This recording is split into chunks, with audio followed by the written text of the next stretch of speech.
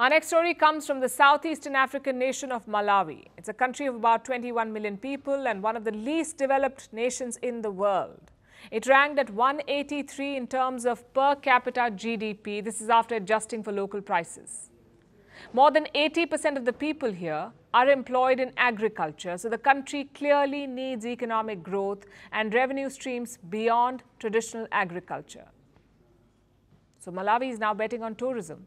It is targeting visitors from 79 countries. It has removed visa requirements for these countries, opening up its pristine wilderness to the world. Here's our report. Malawi is a mostly rural country. Over 80% of the people are employed in agriculture. The biggest industries in the country are the tobacco and tea trade. This has been the case since colonization.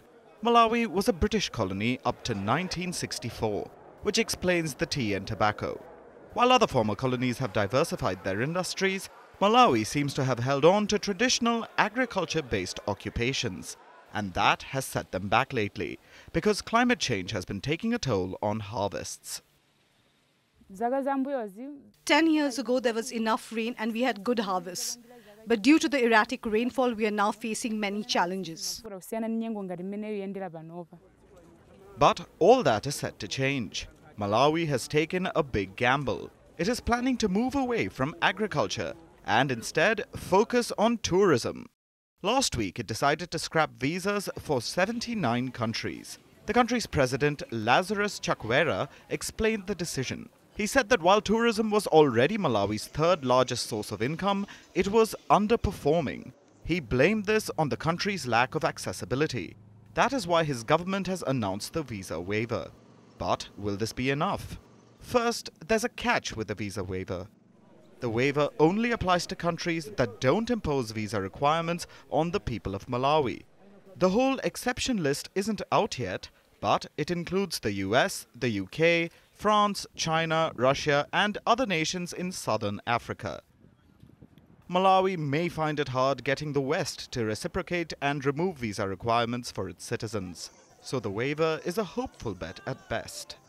But if Malawi's plan does work, if tourism does increase, it comes with its own set of challenges.